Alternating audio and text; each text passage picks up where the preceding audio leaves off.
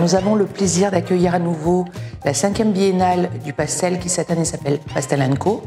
Donc c'est une exposition qui est toujours très attendue à Sanary, qui rencontre vraiment un public fervent des différentes techniques autour du pastel.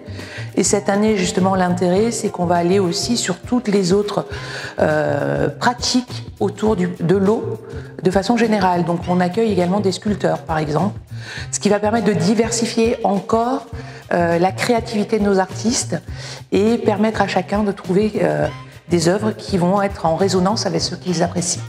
Alors je trouve que la Biennale, ça fait 20 ans maintenant à peu près qu'on en fait. Elle évolue de plus en plus vers la qualité. Alors nous faisions avant Biennale à Lyon et on l'a transportée sur Sanary. Pourquoi Sanary? Parce que moi je suis plus de la région et Sanary nous a accueillis dans ce lieu Saint-Nazaire qui est pour moi le plus beau lieu qu'on puisse rêver, avec un accueil génial. On a voulu que cette exposition soit vraiment interactive et justement pour toutes les personnes venant visiter et voulant voir peut-être les différentes techniques proposées vont pouvoir s'y essayer. Et peut-être qu'on va révéler de nouvelles carrières et de nouveaux talents. Donc c'est vrai qu'en ça, c'est vraiment quelque chose d'original que l'on a initié cette année, à l'aide de poupées notamment, et de Christian Candelier.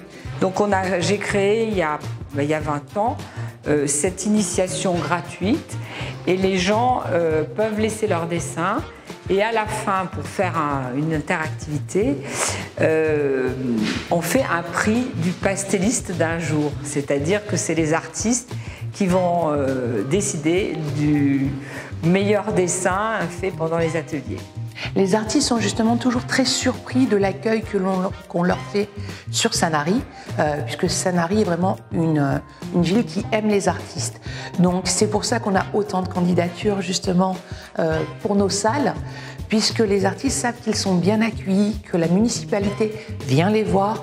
On ne cherche pas juste à remplir nos salles, c'est vraiment un choix de la municipalité et de l'équipe municipale d'accompagner les artistes et de rendre vivant l'art dans la ville. Puisque pour nous, comme l'éducation, c'est quelque chose de très important. Alors cette expo elle dure jusqu'au 29 septembre, mais nous avons le 28 septembre la remise des prix, parce que nous faisons aussi le prix du public. Les gens en sortant, il y a une urne, et ils votent pour l'artiste qu'ils ont préféré. Venez nombreux et puis faites-nous les commentaires parce que ça nous aidera pour dans 2 ans.